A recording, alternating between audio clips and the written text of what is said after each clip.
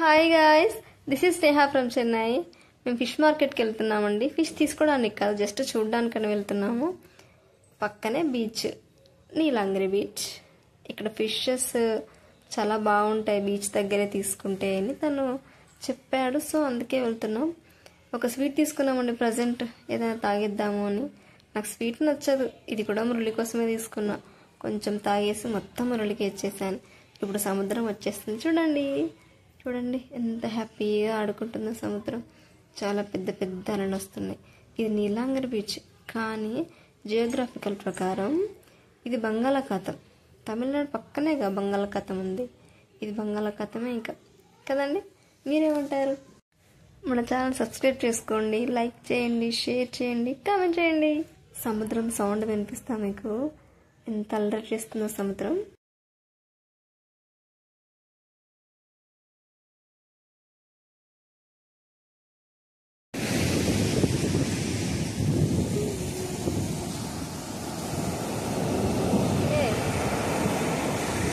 Market close చేస్తారు, వెళ్ళాం పదనే అని మురళి చెప్తున్నాడండి ఇక్కడ. సరే ఇంకా వచ్చేసాం కదా అని ఇంకొక లాస్ట్ క్లిప్ తీసుకుంటాను సముద్రాన్ని, ఇక వెళ్ళిపోదామని చెప్పేశారు.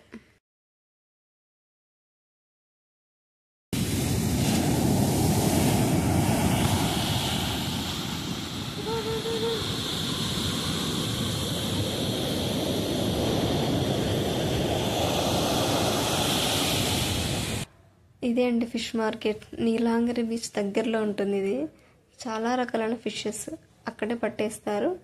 వాళ్ళకి పట్టేసి ఇచ్చేసి కట్ చేసి ఇచ్చేస్తారు, అంతే అండి. కానీ చాలా బాగున్నాయి. నేను ఇట్లా అంటే చాలా ఫిషెస్ చూడడం ఫస్ట్ టైం. మా ఊర్లో ఎలా అంటే 2-3 షాప్స్ ఉంటాయి, ఇంకా అంతే.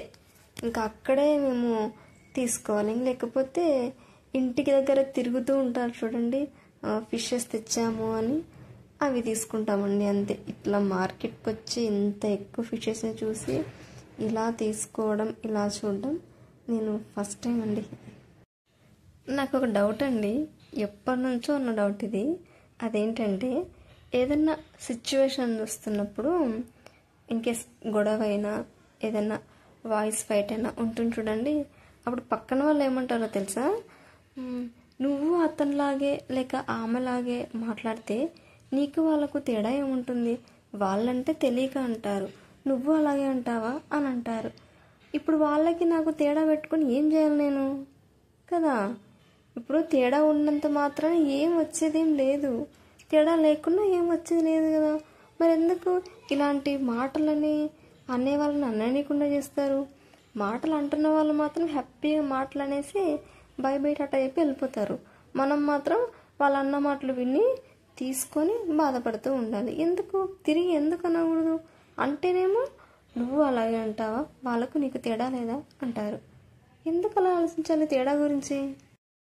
మొత్తానికి ఫిషెస్ తీసుకున్నామండి, ఒక 6 తీసేసుకున్నాము. స్క్విడ్ అంట అండి, ఏంటో తెలియదు నాకు.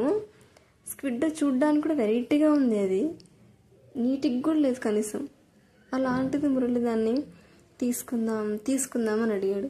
నాకైతే క్వశ్చన్ మార్కే ఉండే, ఎందుకు ఏమన్నా బాగుంటుందా అది, వద్దులే అని. ఆ లాస్ట్ చూడండి, ఎల్లో షేప్లో ఉంటుంది, కానీ నచ్చలేదు నాకు, చూడడానికి ఏం బాగలేదు. వద్దులే మురళి, ఇంకా నెక్స్ట్ టైం ఎప్పుడైనా తీసుకుందాంలే అని ఇంకా నేను చెప్పి తనని కన్విన్స్ చేసి అక్కడి నుంచి లాక్కొచ్చేసా. తీసుకున్నామండి ఫిషెస్. వాటిని కట్ చేయాలి కదా, క్లీనింగ్ కట్టింగ్ అక్కడే ఉంటారు. ఒక అమ్మమ్మ ఉండే అక్కడ అవి కట్ చేయడానికి. సరే ఇంకా దగ్గరలో ఉన్నారు కదా అని ఆవిడకి ఇచ్చేసాము. ఈవిడ గురించి మీకు ఒక షాకింగ్ విషయాలు చెప్పాలండి.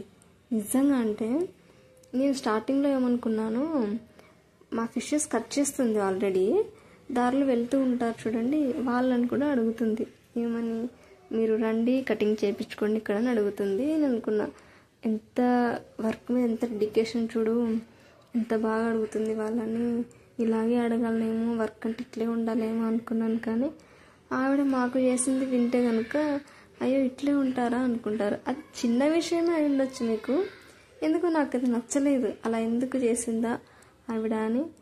ఇంకా దాని గురించి కొంచెం ఒక 5 minutes నేను కూడా డిస్కస్ చేసుకున్నాం. తర్వాత చల్లబడ్డాం అనుకోండి. ఆవిడ మాత్రం బాగుందండి, మంచిగా గోల్డ్ వేసుకుంది, హ్యాపీగా కూర్చుంది, గొడుగు పెట్టుకుంది తను. ఎందుకంటే చాలా ఎండ ఉంటుంది అక్కడ, ఎండ విత్ వేడి ఉంటుంది కాబట్టి ఓకే, అవన్నీ మెయింటైన్ చేయక తప్పదన్నమాట.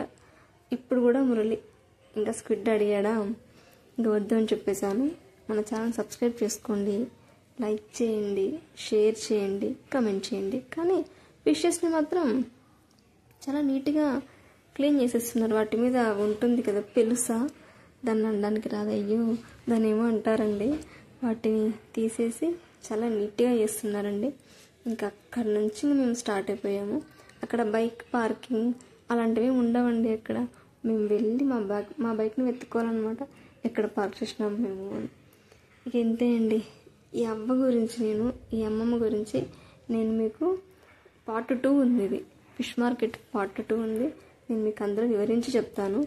ఈ అమ్మమ్మ ఏం చేసింది, ఏం లేదు, మేము ఎందుకు దాని గురించి అంత డిస్కస్ చేసాము అన్న దానికి పార్ట్ 2 చెప్తాను. బాయ్ బాయ్, టాటా, సీ యూ.